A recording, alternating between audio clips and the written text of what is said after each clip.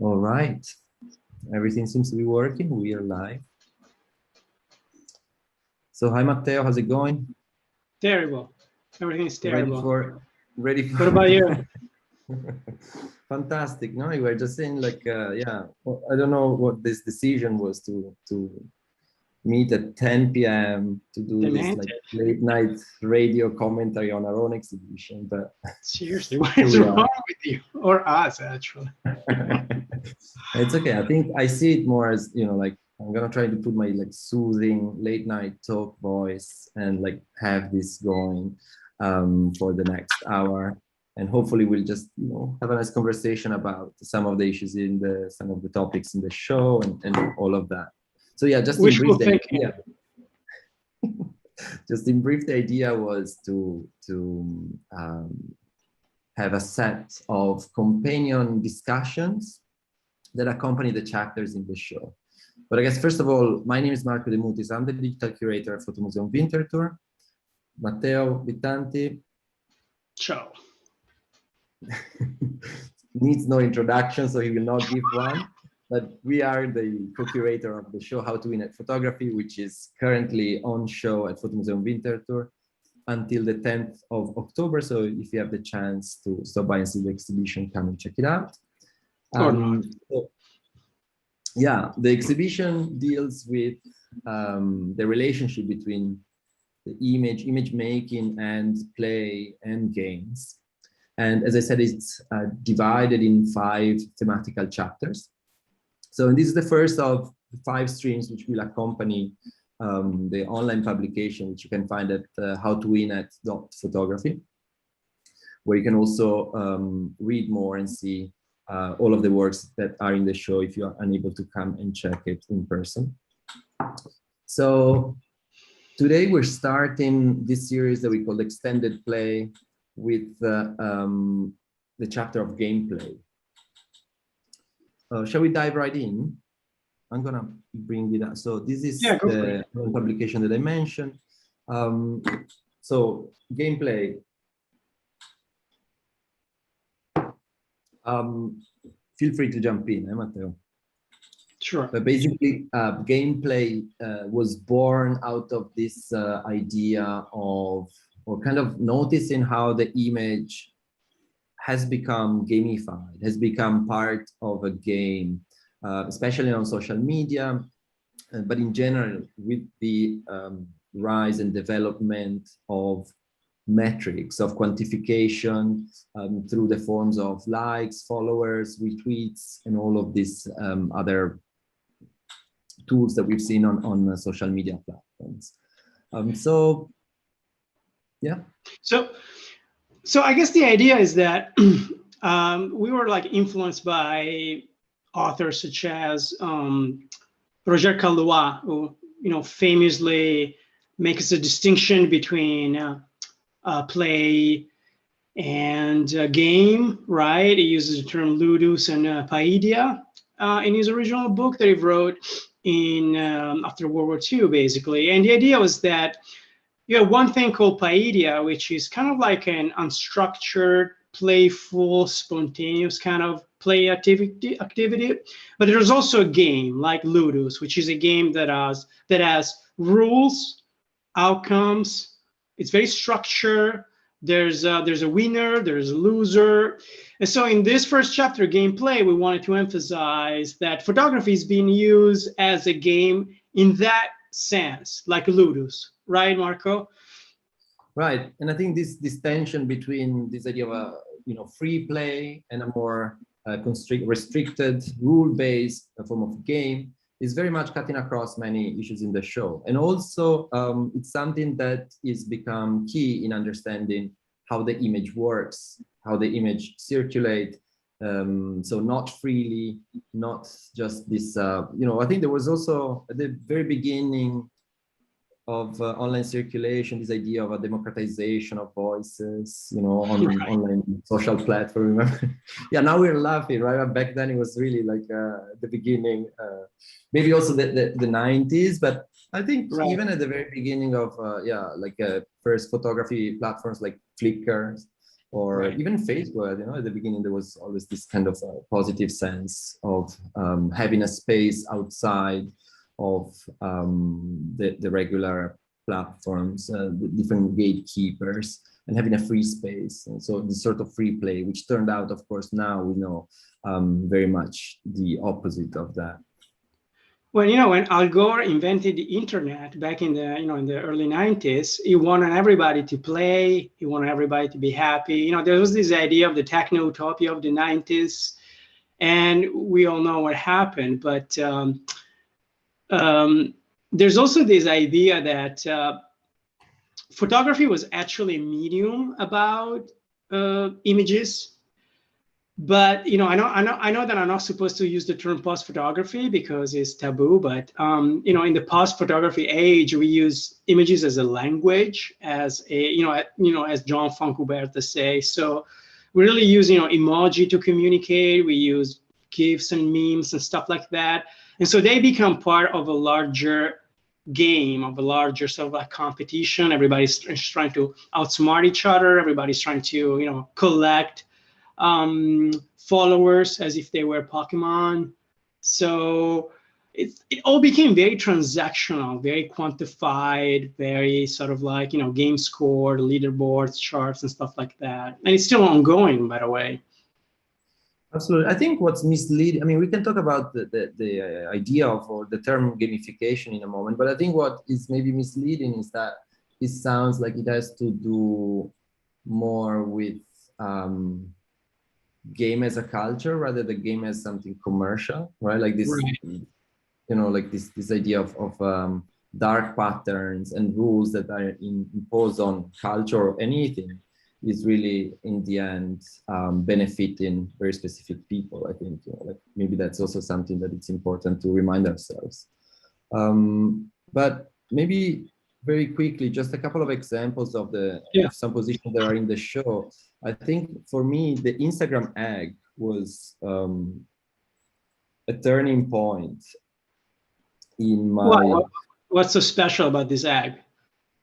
Well, I guess, I mean, again, coming from a photography institution, you always have these references of Roland Barthes' punctum and the system of value that you give to a specific image, and then suddenly there was this egg with more than 50 million likes on Instagram that kind of revealed there was a new system of value, right? Like this value was created, and it was an image that I couldn't see through the normative ways or the traditional ways in which photography is thought. So I think it was a symbolic moment, because the backstory is of course that this egg was uploaded in January 2019 with the sole purpose of beating the world record of likes, which belonged to Kylie Jenner back then. And internet users came together and just smashed that like button, I guess, so many times that it created this thing, which eventually turned out to be an advertisement again. But I think as a as a statement somehow was very powerful, right? Like that you could suddenly create an image that is not particularly relevant or important in itself, but right. just by clicking like, you create value by circulation, which is somehow... Is this like, yeah, well, let me get this straight. Is this like Marcel Duchamp fountain, in the sense that it's not the object, it's the gesture, the context? Help me understand here, because I'm already lost. I'm sorry. Yeah, I think it's a good starting point, but it's still very, very far away from this, because eventually, what these needs is the circulation, this concept of virality that came out in the network image, right? And this is what Jody Dean calls communicative capitalism, and the whole basic idea of attention being a scarce resource. Right, this is the theory in attention economy and sharing economy. So you have to maximize on that, and that's exactly what the like button does. It quantifies the attention of users. So then you can actually generate a value by just by looking at how many of these likes each image gets. And let me stop you there, because I'm confused. Like, you work in a museum, which is, like a white cube kind of institution, and you read, Clement Greenberg, Avant-Garde and Kitsch, and so you know that there's the Avant-Garde, which is necessarily elitist, it's marginal within the culture, and then you have Kitsch, which is like 90% of cultural production. And it seems to me that this egg is part of this. Kitsch is a perfect example. And yet you are presenting this in your exhibition in a white cube space. Why are you doing this? And how do you navigate this relationship between the vernacular and the avant-garde? Because if you juxtapose them, some visitors might be confused, even intimidated. They might write letters to the director and being sort of like complaining about these choices as curatorial choices. Yeah, no, but I think, as I said, like in our exhibition, we do mix a lot of like vernacular and artistic positions, because, and I think that's also what's interesting about what's happening to the image now, that many of these changes, we notice them first through vernacular position, through the practices that maybe non-artistic photographers are doing. Even if you don't consider them the avant-garde, in a way, this it could also be considered as an avant-garde conceptual statement, right? Or a provocation, if you want. But I don't know, I mean, what's your take on it? It sounds like, it's funny that you're asking me as if you're not part of the show. Well, I just found myself, involved in this kind of like scam. And now I'm like having second thoughts, because I'm like, what did I... For example, I think a photo museum, it's also something that we do a lot. It's trying to think about photography, look at different practices, and just like reflect on all of these changes. So many of these positions that are not coming from artists help us kind of decode many of these changes. And I think, like the other thing we haven't talked about yet is the figure of the influencer, right? Because the influencer, for example, is another kind of figure that has emerged in photography, right, or connected at least very much to the image world. And it's a professional figure that did not really exist, or at least not in the same way. And again, it's not really an artist position. So as a museum, it's something that is very different from the artistic practices that institutions look at. But the rise of this profession, I think, reveals so much about all of these different properties of the network images, the systems of quantification, the attention economy, all these processes that the image is now kind of connected to, kind of wrapped into. So in a sense, I think that the museum risks being the last one to realize that these changes are taking place. But that's another discussion. Mm-hmm. Right. Is this because like photography basically was eaten alive by this thing and kind of disappeared, was absorbed into a larger kind of ecosystem where, the medium itself becomes an app, becomes just one of the options of a larger kind of like, again, ecosystem? Or do you think that there's still such a thing as photography as a distinct medium that has own aesthetics, its own values, its own ideology? Or how do you as a curator working for a photography museum, how do you navigate this kind of like paradox? Is this minefield actually? I am definitely not going to reply to that trick question. And also, I don't like this turning into an interview on. No, but of course, I mean, I would say, what I'll say is that photography can and has been very often until and still to this day, I think, in many institutions, analyzed as a technical medium. So, if you go by that definition, and some museums have done that, like you can shut the doors at the year 2000 because of all of these different technologies, digital technologies, network technologies. and all of these things that are kind of eroding all of this definition and blurring the line of these definitions. Right. So I think just personally, it's much more interesting to look at the photographic, right, as this extended term, looking at the social, cultural, political implications of the image. So as the image and photographic media, plural, being entangled in all of these different systems. And in our case, of course, this through the lens of games is it becomes really fascinating, you know, like how this image, what's the image game? What are the image games that have come up in the past? So games become, right. So the game becomes like a language, but also an aesthetics, but also a platform, right? Through which different media are sort of like shape and influence, right? Was that the principle, the guiding principle, I would say, of this exhibition? Mm-hmm. Got it. I'm just checking. I'm just checking. Like, is this the exhibition I co-curated, or is like, just can you give me a? But I'm just playing devil's advocate, man. I mean, seriously, these are legitimate questions. No, I know. So I think, you know, maybe just thinking through this idea of influencer, I think the other word that sticks out also, this actually we could probably show instead of just, so this is a online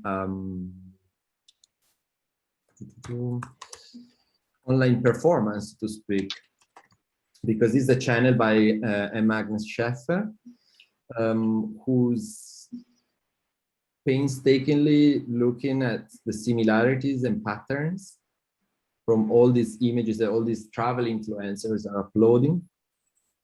And so somehow there is this visualization of the we would call it the winning photography, right? Like the winning aesthetics. So if we follow this idea of Instagram, among other platforms, being a gamified space for the image, we can also see which ones are the winning images. Of course, again, the ones that get more likes and circulates more and become viral. And then if we follow that further, then there is a clear aesthetics, which is standardized.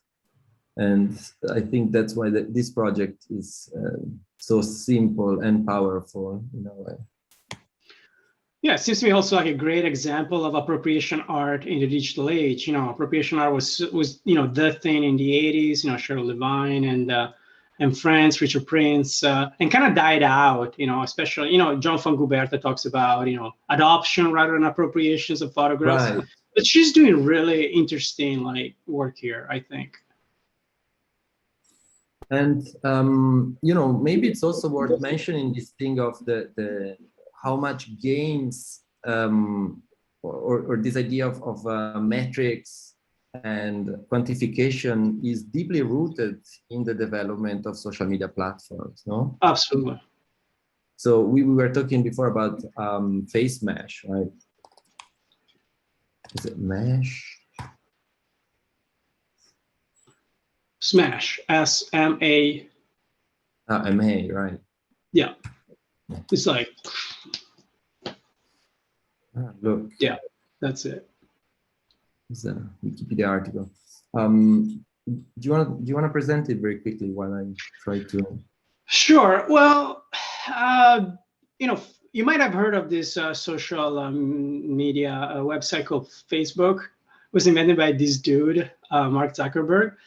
And so originally it started out as Face Mesh, and Face Mesh was basically kind of like, not like a prank, but definitely a game-based website where Mark Zuckerberg would sort of like, he would appropriate images of her, classmates, he went to Harvard, and just juxtapose them and have people vote for the best looking girl, right? Very kind of like, very, very, very internet-based, mail-based kind of like game. And that eventually became, here we go.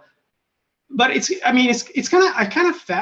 fascinating that this misogynist project informs the Uber, social media platform. I mean, I think it's very, very sort of like indicative of the underlying ideology and logic of social media.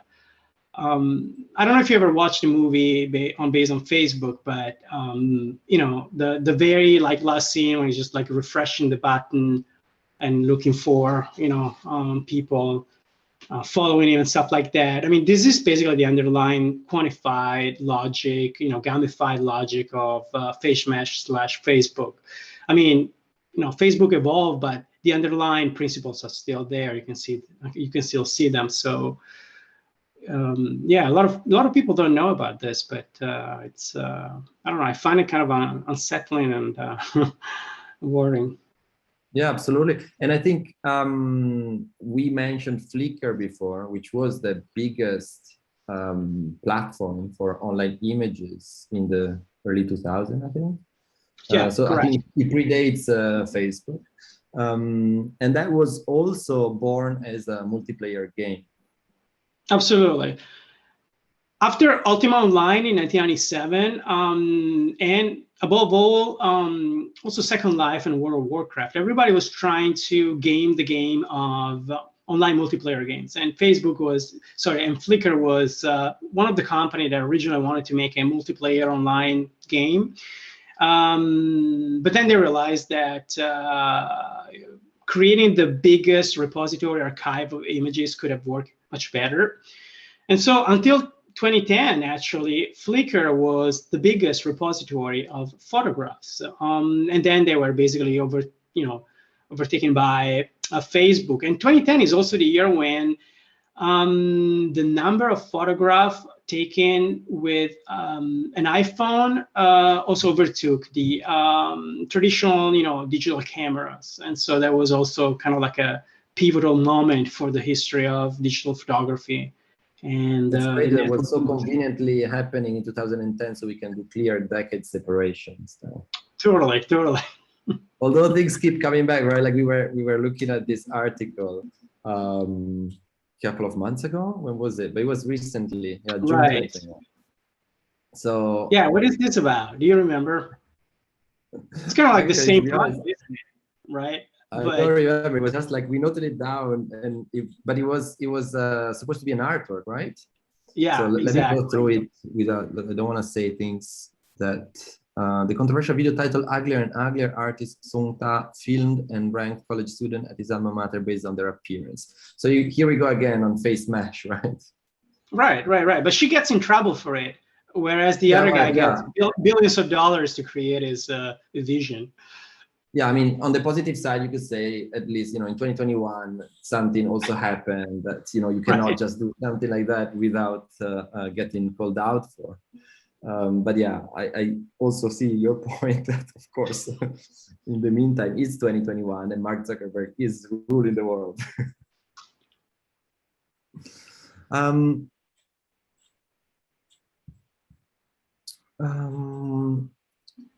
So this idea of gamification, which is, we didn't define it, but it's basically applying game mechanics.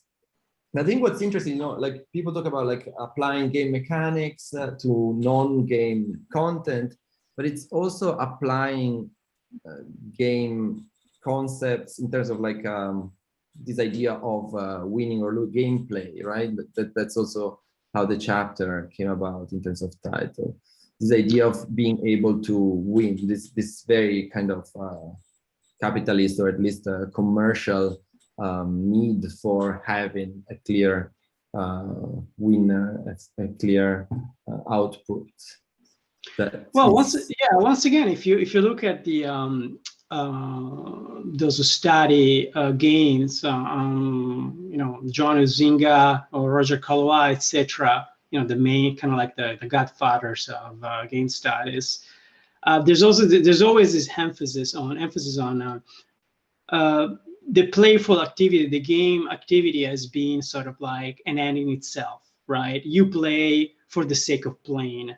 The game has no other purpose than enjoyment, relaxation, competition, but it's within, outside of the magic circle, there is no there's no other purposes.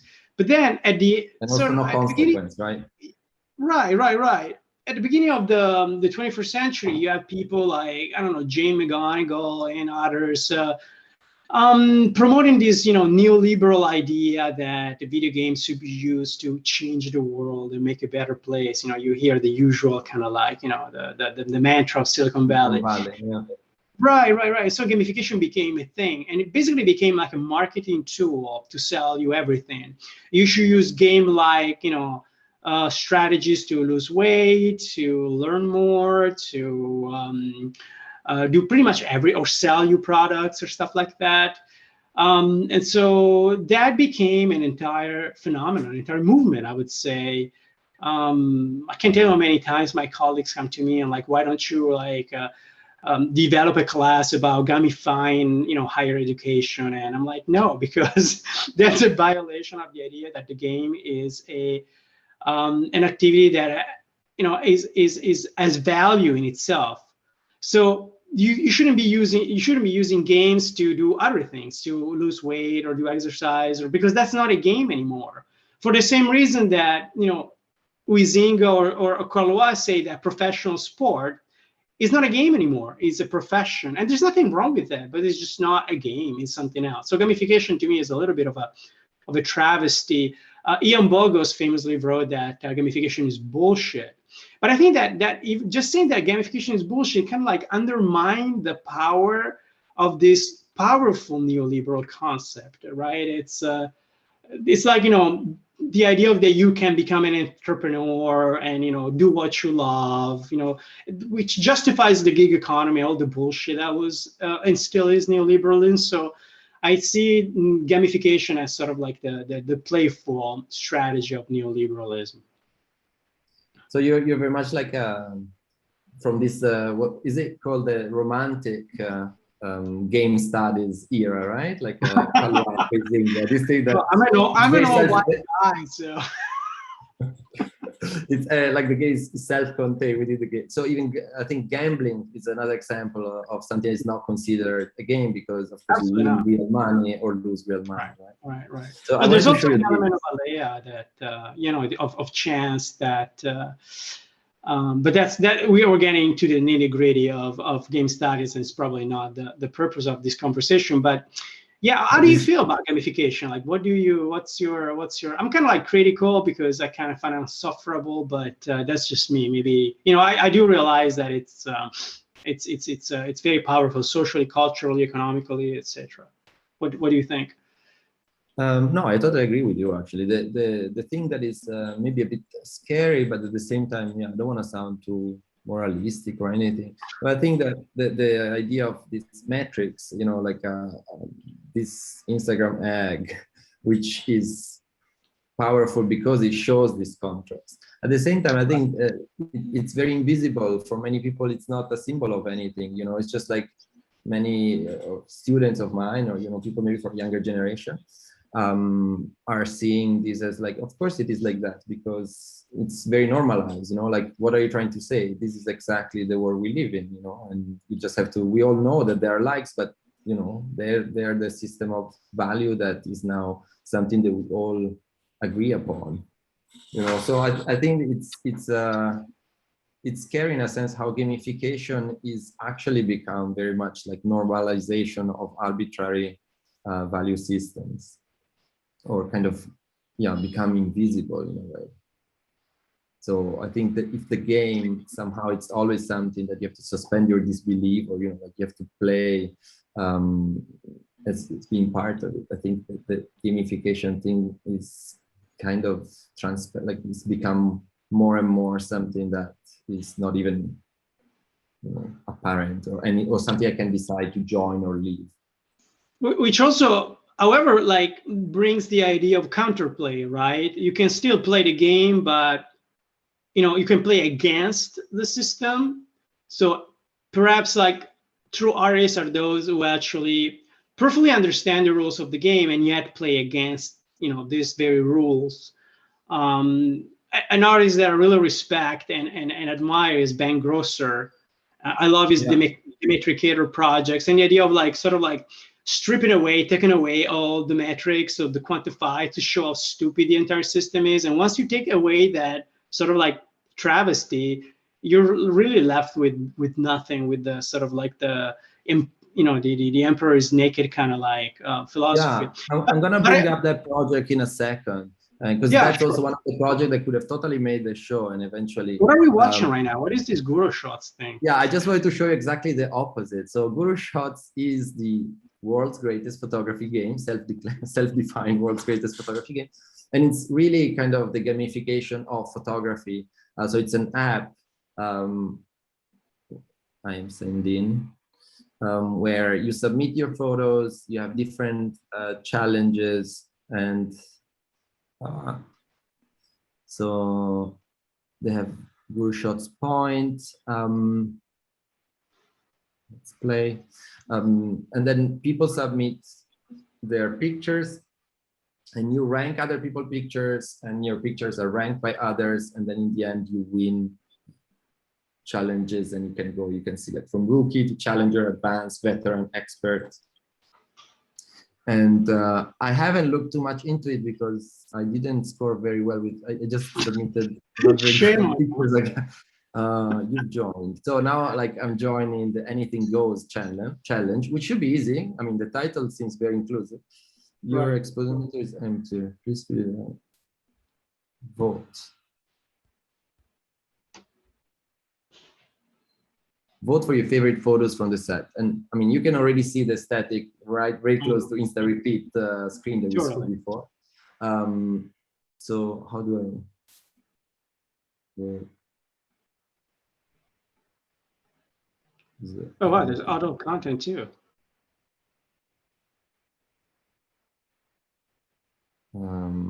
Oh, this dog! Oh my God, so cute. Submit vote.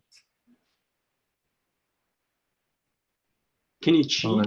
Can you? I'm sure you can. I'm sure people have found active photo. Is there a photo of mine? Like, don't remember. Dude, you only have one achievement. What is wrong with you? Yeah, I was. I just signed up to see how it worked. As this seemed to be like the ultimate gamification of photography, right? Like everything is points, and there's challenges, and you can't procrastinate, man. Work hard, play hard, win a badge, dude. But yeah, so I think it's interesting to see the Metricator project because it's really going at the core of this problem we're talking about, right? Like it's really stripping all of these numbers from all of these platforms. So it's for Instagram, from Facebook, from Twitter, I think all of them.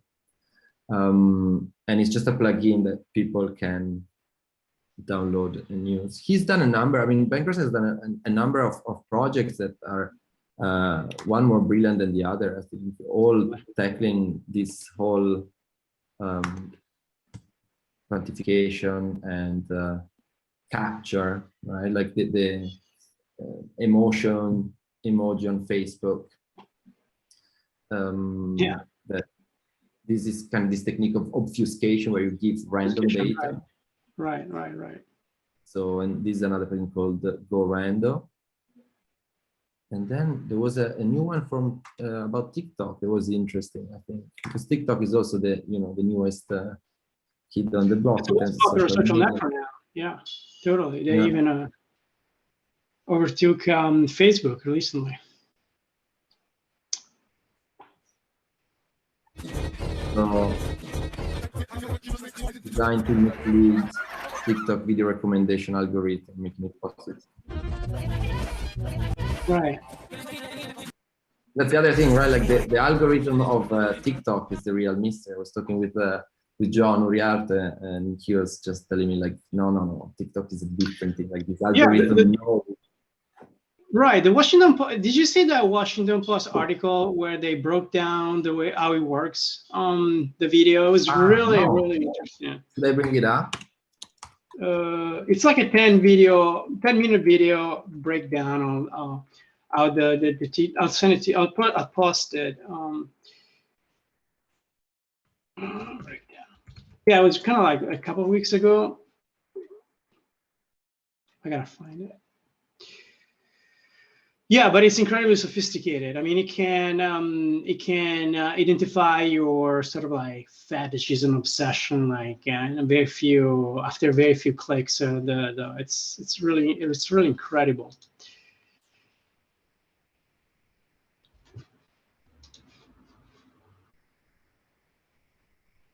Okay, we'll look it up. Yeah. But yeah. Another work that I really enjoyed, I saw this at the All I Know Is What's on the internet exhibition at the Photographers Gallery a few years back, curated by Katrina Sluis, was this work by Stephanie Kneissel and Max Lackner. They have these machines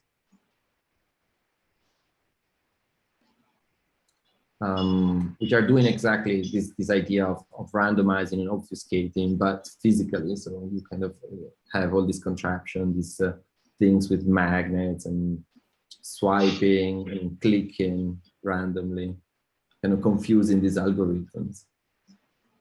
Because I think that's the other thing that is also super interesting about this idea of gamification connected to the image, is that all of this process is not just games in the larger sense of what Huizinga and Kalwa were talking about. You know, it's very tightly connected with digital technology and with artificial intelligence, machine vision, machine learning algorithms. So there is this extra things on top, that there is this agency, this machinic agency on top of this game rules that are applied to the image. So one of the sorry, I'm bringing back the conversation to the awful aspects of gamification rather than the positive thing that you are trying to do, to look at people who are fighting back or playing against this. But maybe just as an example, so Huawei in 2018 launched this photo contest where the phone AI was a juror or judge of the contest. And lots of the content has been taken down because these were the official trailers. But you see, it would give like an aesthetic score. Right. And I think this is very much connected to these ideas of seeing machines, operative images, right? Like Trevor Paglen, Harun Farokis, respectively. This idea that we have systems, automated systems, which are doing the looking at images, and this idea that, yeah, sure, there's still human viewers of photographs, but more and more increasingly the larger part of viewers are automated, are machinic sets of eyes. And how does that change things, especially when you use those automated machinic agents coupled with this gamification logic, right? So then it becomes very, very dystopian and very quickly a game that we're all bound to fail. So resistance futile, is that what you're saying? Like there's no way out from the matrix, or let's see. The desert of the real.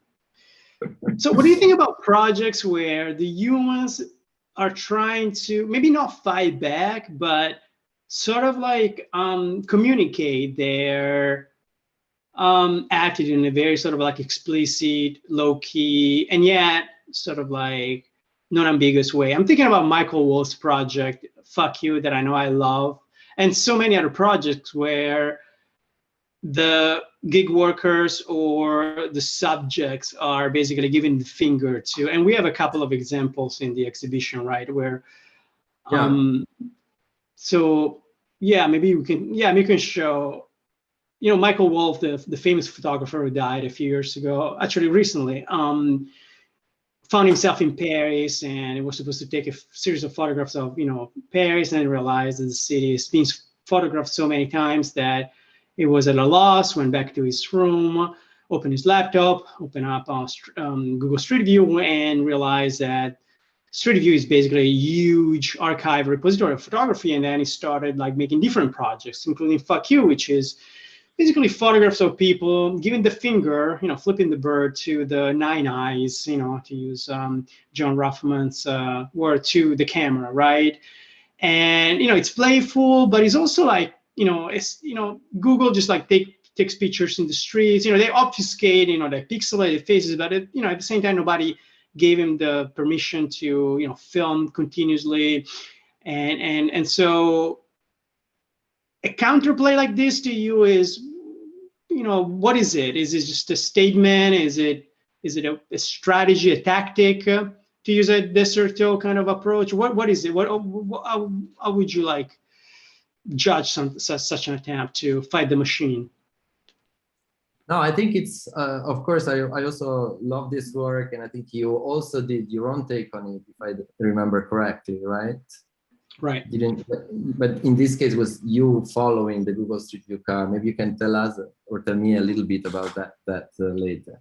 But I think what is, so I'm thinking of another work, the one that we have in the show by Constant Dallard, where he's buying fake followers, and he gives 100,000 followers to these selected people from the artworks, and this idea of kind of a socialist internet intervention, that it resets the count, right? I think that is much more subtle because it's using the same tools. I think this one is very romantic. It's very human-centric. It's very like, okay, yes, you can come at me and capture the whole world through this nine eyes camera that you have, but I'm gonna flip you the bird, I'm gonna give you the finger, and Google is like, fine. Whatever. You know what I mean? Yeah, you're right. Like, you're right. Of course, it's great to see the resistance, and I think it's great to see that these technologies are not just imposed on us with us like smiling, but they're still kind of imposed on us with us not really being able to do much about it. So, right. Maybe that is kind of like where I see the different practices of activism or kind of fighting back. I think the one that I personally am more attracted to are the ones that are kind of subtle. And, like in the project of Constant Dallard, I think is also very powerful, because then people don't really know where these followers came from. So you actually, without knowing the project, you just see somebody with 100,000 followers. So I don't know, there's something that is kind of infiltrating the root of the game. Right. But definitely, I think what's we have another example in the show that this idea of hashtag activism, right? Which I think was quite interesting to explore. Yeah, let's talk about the Proud Boys a little bit before we get canceled. But do you want to talk a little bit about that project? Yeah, I mean, we showed Proud Boys, or like we did a screen grab of this hashtag keyboard, right? So this referred to a statement given by Trump, which failed to condemn this group of alt-right, fascist group. Instead of condemning them, he said something like, Proud Boys stand back and stand by. Stand by, right. And so the community of LGBTQIA plus supporters flooded the Instagram hashtag. So using this hashtag, instead of allowing this group to show their own images, they posted these images with this hashtag. So this space on Instagram is kind of occupied, right? Like it's almost like a demonstration on the street, if you want to find a comparison with IRL, with physical forms of protest and activism. So now this is not loading, I think it's my internet, but there's of course hundreds of images, and this phenomenon goes back many, or maybe it's I can do it on the computer.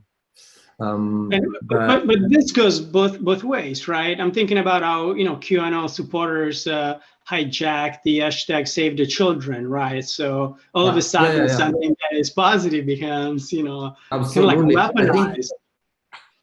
Absolutely. I think we chose this one because we wanted to offer the viewer the positive side of things. You know, like there's the possibility to fight back without being, you know, without hacking, without being Right. like involved in this. It's just a very small thing that you can do. But it's of course something that goes both ways, right? Like it's interesting, this idea of weaponization of hashtag. It's interesting, this idea of like social media becoming yes, they're a game, but there's also like a space for like protest on both sides, for battle For of friction, for yeah, totally, yeah. totally, absolutely. So I think the other one that was that came up, this is now not showing the original content anymore. I think that was like at the time of the Black Lives Matter, there was of the protests in the US. There was this backlash about like the White Lives Matter, right? And there was this Blue Lives Matter argument, this pro-Trump and this right-wing kind of backlash. And then this hashtag was taken over with images of K-pop, which I thought was even, because it made it so surreal, right? Like, I think it looks like they're all gone now. And what about the use of image as kind of like a geopolitical weapon? I mean, you know, I'm very interested about the strategy that, for example, the Russian embassies use to kind of disseminate disinformation, but also in a very playful and interesting way that very few other sort of like, you know, nations have used. Talking about, for example, you know, I'm talking about that wall that you specifically curate, that I thought it was hysterical, but also kind of like unsettling, about, you know, talking about weapons of destruction and chemical weapons, the Syrian conflict. I don't know if they've done anything about Afghanistan, but I'm sure that they're just like, I mean, they're very playful, but also mischievous. So once again, this sort of like hijacking, you know, the conversation, the hashtag, and sort of like exploiting the flows of the system. And they do it really well. I mean, the Russians are like masters at this game. But I think, you know, speaking again about Constant Dollar, like when I was talking to him about what possible works we could include, he was saying that high retention, slow delivery would be interesting because that came out in 2014. So it's almost like a historical work, because it, you know, like the Russian manipulations of, you know, images, accounts, and then the votes and the elections in the US, and then the same for Brexit. That's 2016, right? So now this thing of manipulating images and likes and yeah, I'm showing this project by Cluster Duck, the meme manifesto, like meme kind of meme war is what it's referred to, this idea of like how meme were weaponized for political action, and then they become now an incredibly complex field of research for media studies. Scholars and, you know, the people who are looking at the role of images and network images and their political function. So yeah, I mean, it goes into so many layers, and I think that they had this beautiful so Cluster Duck made this beautiful kind of voyage, this journey through the rise and development of memes, which I think something like, if you know, if you have some time to explore, you know, how it started, how naive everything looked, and then they also have kind of chapters. First came the feels, you know. Yeah, also this weaponization of emotions, right? That's also super important, and that's also very much part of gamification as well. The mechanics and the emotions and how they are. Have you seen the documentary Feels Good Man? About there's this great documentary, Feels Good Man, about Pepe the Frog being sort of like hijacked by the alt-right, and the fight that Matt Fury, the creator, sort of like embarked in order to sort of like reclaim his own creation, basically. It's a really touching documentary, and if you're interested in this topic, I strongly recommend it because it's really well made. And it talks also about the legal implications of. It talks about appropriation. It talks about aesthetics. He's a comic book artist. He lives in Santa Cruz in California, and he's the most like peaceful, kind of like warm guy you can imagine, kind of like a surfer. And then his invention gets sort of like his puppet gets sort of like hijacked and kidnapped by the alt-right, and until he's actually promoted by the president himself, to the point that we talk about the 4chan crowd talk about we elected the first man president in history, and yet this guy is all but, I mean, Pepe himself is really such a like this cute little creature that became sort of like the face of a movement. It's just fascinating. Hey, just maybe going back a little bit to photography. Yeah. I was thinking that perhaps we can also talk a little bit about, we talked about like the gamification of images, but I think it's interesting also to look at the photographization of games. No, yeah, it doesn't really work because that's maybe more to do with CGI and photorealism, which we'll talk about in another late night stream. But this idea of trying to turn photography into a game is also something that has actually happened. Like there's a niche genre, or there's a few titles of games which have tried to take photography and simulate it, right? So I thought maybe we could take a look and maybe just comment. Yeah, you should start. You wrote the ultimate essay on the topic, camera lucida. So I love this. So why don't you walk us through this idea of turning video games into sort of like video games remediating and emulating photography, right? So yeah, so I got quite, so both Sebastian Möhring from Potsdam University and me started looking at this phenomenon, both in-game photography and this simulation of photography in games. So that's the essay that you were talking about. But yeah, I kind of like got obsessed or tried to look at the different ways in which photography simulate and what they can tell us a little bit about these processes of gamification and games. And so in the show, there's actually a short edit in chronological order of some of these titles. So maybe I can just talk about a little bit about the few that I found most interesting. Go for it. I think so. This is Safari Guns for the Amiga. I don't remember what year was this. Definitely the 80s, right? Or late. Yeah, I think it was 80s, but I don't remember. 80s or early 90s.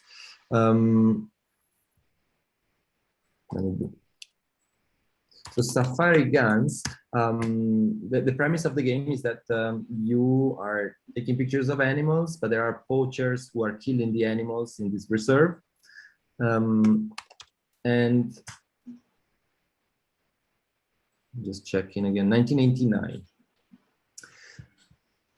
And so you have this side scroller, okay, this long introduction.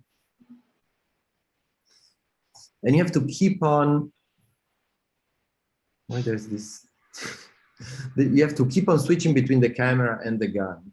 So when poachers arrive, you have to shoot them. When animals appear, you have to take pictures of them.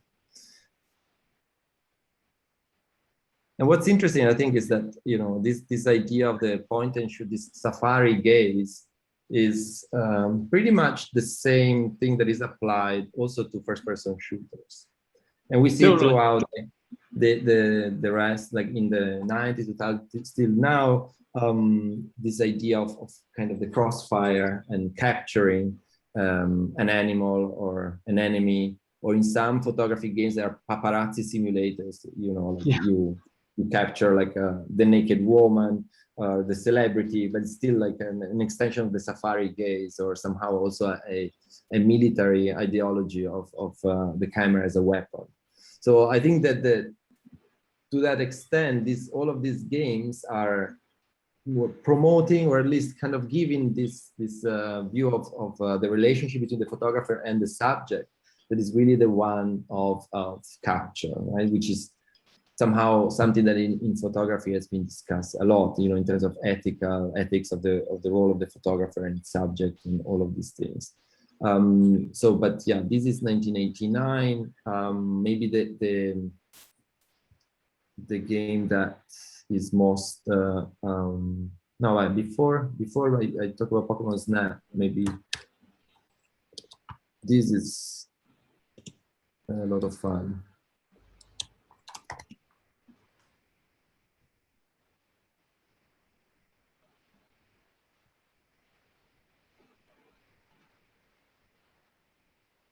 So this is called Gekibo Geki Shaboy, also known as Polaroid Pete. Classic.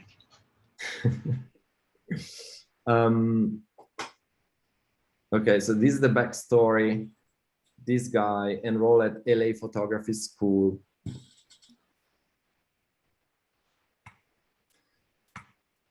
Yeah, it's also like, I think it's also funny, like there's a lot of Japanese games from that year, from the 90s, which are always filled with the very surreal, like, I don't think any game company would add, like, this story makes no sense. Every day he'd commute on the crowded trains. Suddenly his parents died in a tragic plane crash. He loved them dearly, but they were gone. He got depressed and almost dropped out. The dean saw this and wanted him to do well. David, don't quit yet. Pass my test and you graduate.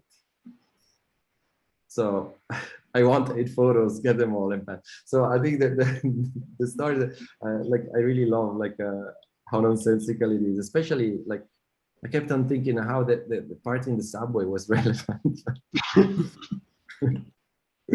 So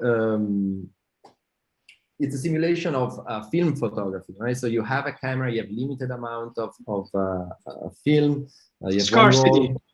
Scarcity, Right. exactly. Artificial Wow. scarcity in the simulation. And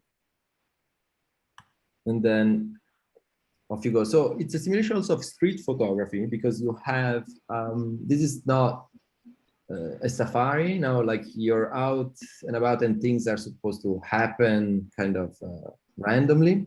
But the interesting thing is that, it's still very much this idea of capturing objects and people, but also there's an added feature now. It's the fact that they need to be captured at the right time, or right. we could say with the decisive moment of Henri Cartier-Bresson. Bresson. So it's a simulation of Bresson simulated in a 90s game. Although the decisive moment of Bresson are quite different from the decisive moment of Polaroid Pete, because of course you have to catch this Marilyn Monroe-like woman only when the skirt is lifted by the wind, or you have like UFOs dropping down. But so basically, all these games are based on Susan Sontag's idea that photography is a weapon. It's a gun, yeah.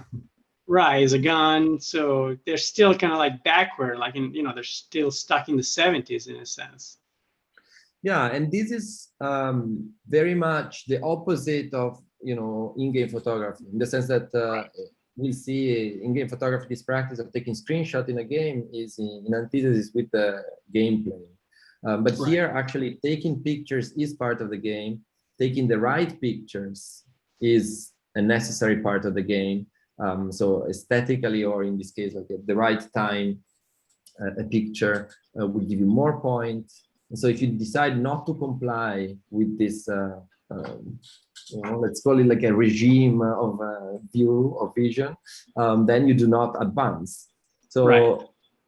And I think also in this idea in game studies, I like a lot this idea of being mastered by the pleasure of being acted upon from the machine, right? Like you have to learn the button, The learn docile what the body, game wants right. from you in order to win. If you couple that, it's really about like, you have to comply with this vision in order to win, right? So gameplay becomes an act of subjugation to a certain way of seeing, and Well, because all video games are disciplinary machines, right? Not to like evoke Foucault, but in a sense, they tell you what to do, and you either comply or you are kind of like expelled from the system. I guess that in the end, the thing that it's also something that it's very important for the viewers of the exhibition also to deal with is that there's this common misconception of associating games with fun and leisure and free play. But Right. To talk about games is always to talk about authority in the end, right? Totally, absolutely.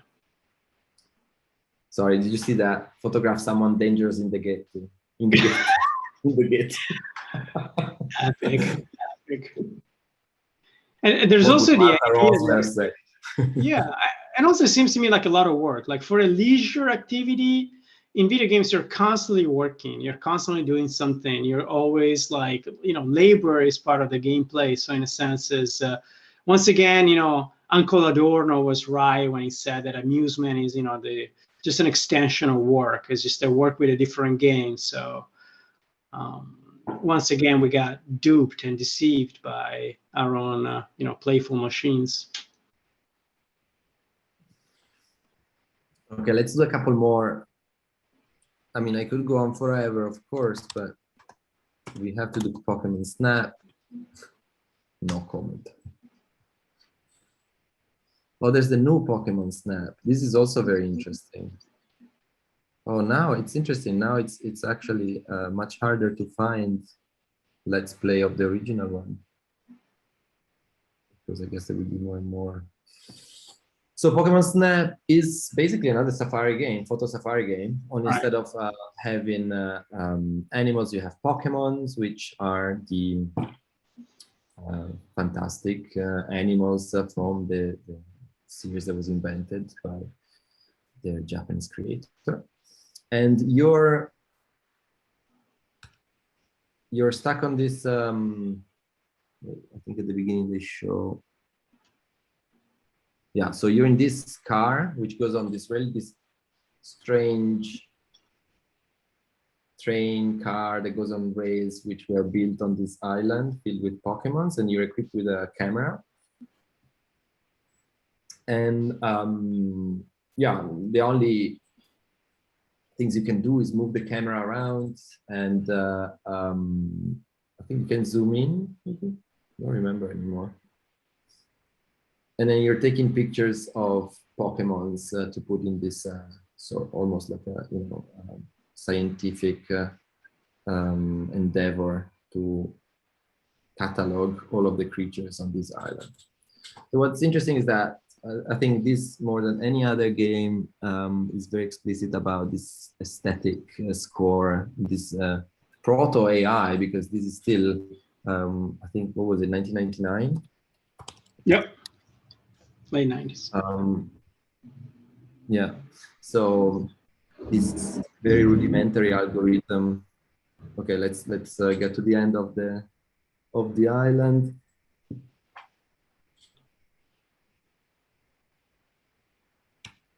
So you choose the pictures that you want to give to the Professor Oak, to analyze and evaluate. Let's skip.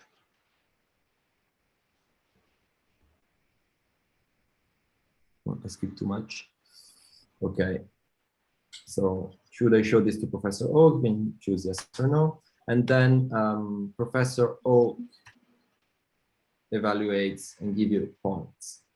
So sometimes it also explains why it gives you less point or more point. So for example, it just said the Pokemon is in the middle of the frame. I can double the score for you,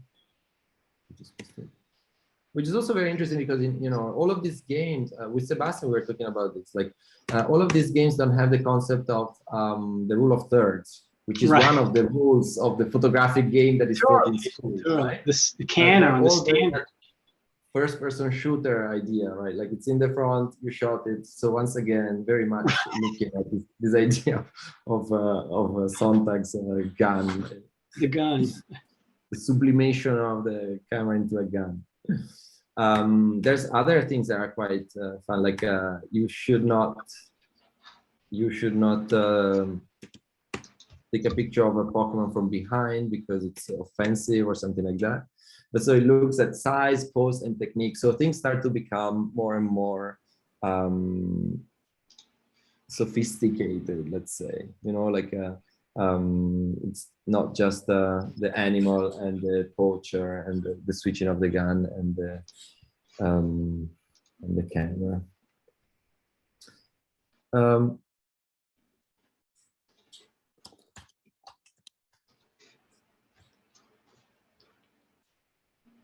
Yeah, I wanted to mention like Robert Young's Cobra Club, which is a kind of like a dick pic simulator, but probably would be like censored by Twitch because it's a game for mature audiences. So I'm just gonna avoid the old topic, but that's another kind of aesthetics and a kind of different kind of yeah, it really is a very interesting game.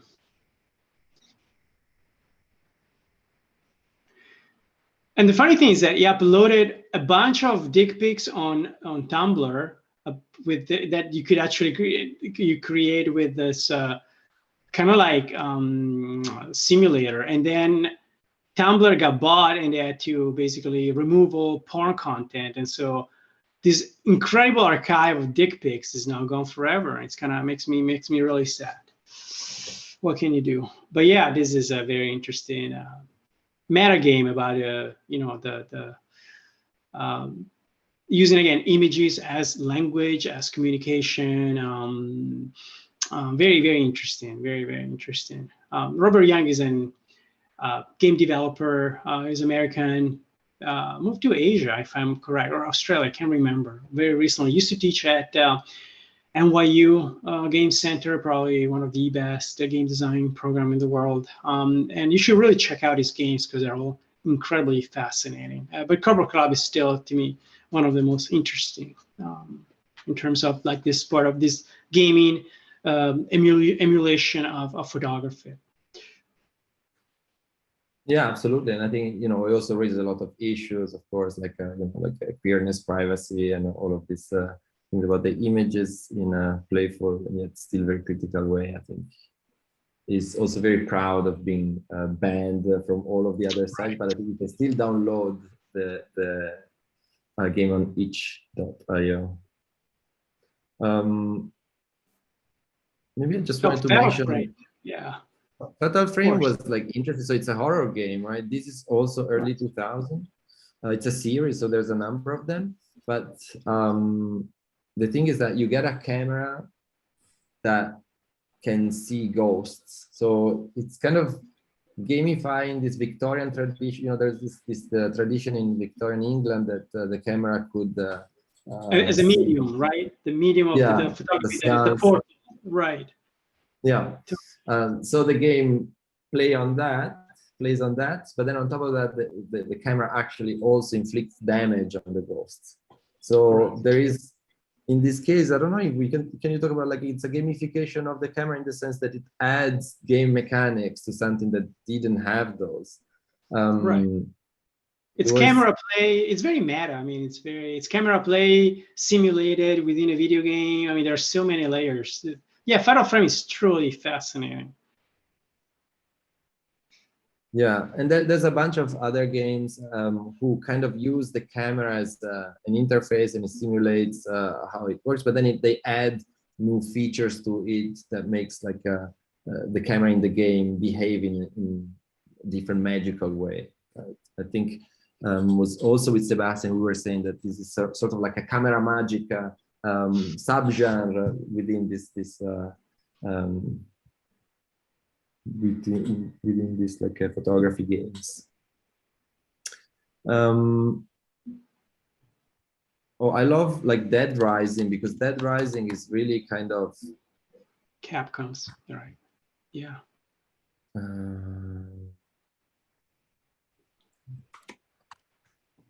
the very first scene.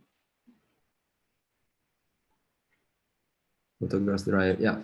So, because I think Dead Rising is like a game that is also commenting on how problematic it is, this idea of the shock value, this WordPress photo awards thing of like, kind of creating or of a single image of conflicts, of war, of difficult imagery, and just buying into the spectacle and all of that stuff.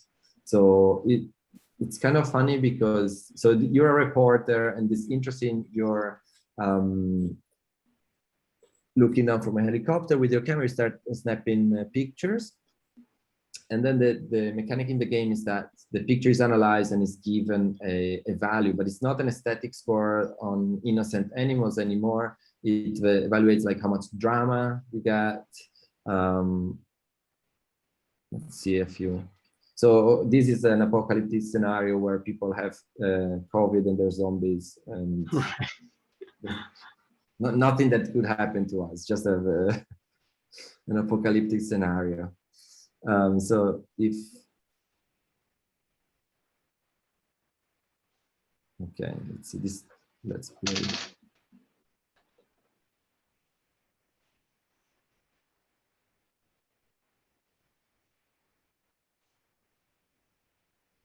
No genre. So usually it also gives a genre. Let's see if there's something.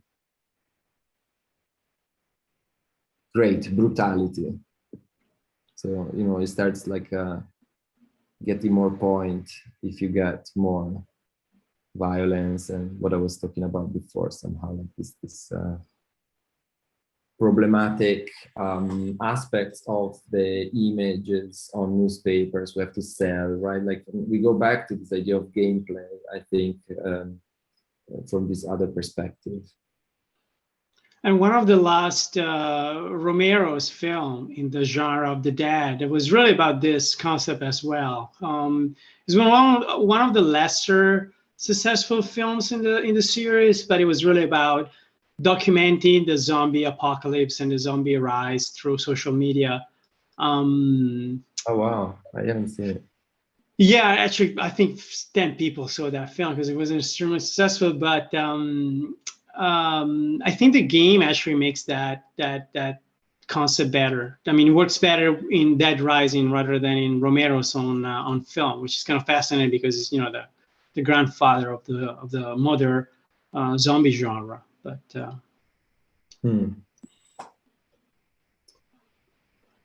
okay, I mean, there's many more. I think, did you want to show Umurangi Generation? Because I've never played that, but that looked interesting. Have you played it actually? Yeah, I think actually we should keep that. I would like to delve more into that game on a separate episode because there's a lot of things that are really interesting, and it's a first-person simulation game where photography plays a key role. So I think I would rather actually do like kind of like a walkthrough, more detail in one of the next episodes. Also because it overlaps with other chapters in our exhibition. And so just like the photo mode, right, which is something that I don't think we should introduce right now because it requires like, its own kind of chapter. Hey, I wanted to ask you if we sort of like missed or forgot to mention other projects within the gameplay chapter. Should we go back to our kind of like base on base to see if because we talk a lot about a lot of projects, but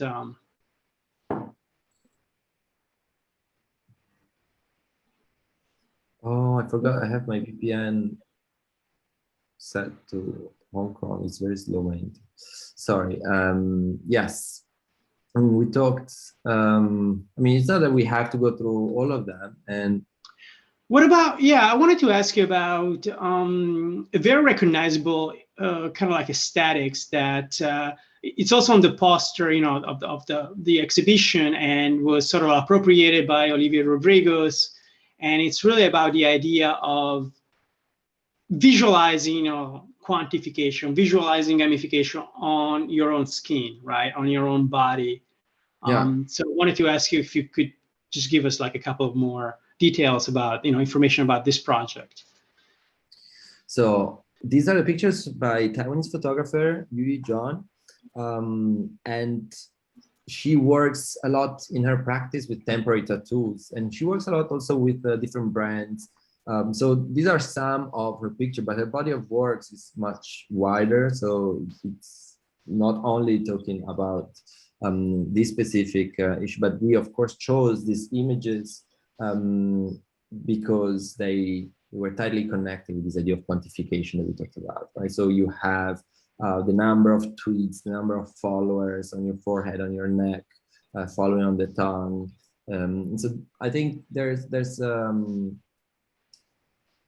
so many things that come out of the work, in the sense that there is, of course, this idea of also, these problems of addiction to social media and compulsion as well. Yeah. Sorry. Compulsion also, like compulsion, yeah. And also at the same time, it's also this thing of how our bodies and the representations of our bodies are shaped by this game, right? By this social media and by this need to get more likes, or all of these things that we talked about. So her works is all on her Instagram, so you can go through many other images. We chose to work with these 3 images, which we made on light boxes, which are like that first light box. I think it's maybe almost 2 meters. I think it's really massive. I think it's beautiful, really, in the exhibition. So this project really reminds me of Gio Tolentino's essay on the Instagram face, and how that became, normalized very quickly. And also this idea that you want to emulate your own filters, your own like ideal image, which goes back to the idea of the simulacra by Baudrillard. The idea that, South Korea has the highest number of, plastic surgeries, where people just want to like look like their idols on Instagram, which are, the result of photo manipulation. So you have this cycle, those vicious cycles, kind of like of emulating something that doesn't exist. Like the simulacrum is a copy of an image that doesn't have a real reference. So it's interesting how these images are actually shaping and influencing like reality itself, of what remains of it. And so I think that Yu John perfectly captured this kind of like competition, this cycle, this emulation, this compulsion very, very, very well. Yeah, and I think maybe this is also a nice place to end this conversation, because this very much going towards this ideas that we discussed for role play, which is going to be the next stream as well, right? Like, so also Gio Tolentino's writing was quite inspiring for us to think about the topics of identity and portraiture and all of this idea that you mentioned. Unless, I don't know, what do you think?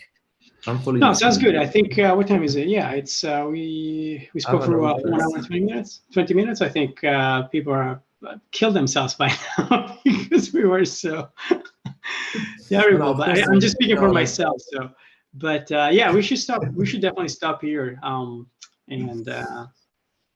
Yeah, I mean, we're going to add this this video to the online publication, as I said at the beginning. So if everybody wants, they can also take it in doses, so like stop and start again. But I think it's just me that I'm feeling a bit sleepy. Please retweet and love us and add likes and buy us likes or something. yes, please buy us likes. All right. So, Matteo, see you next week. We talk about role play. We do this again a little bit. Great. Fantastic. Good. Ciao. All right. Ciao. Take care then.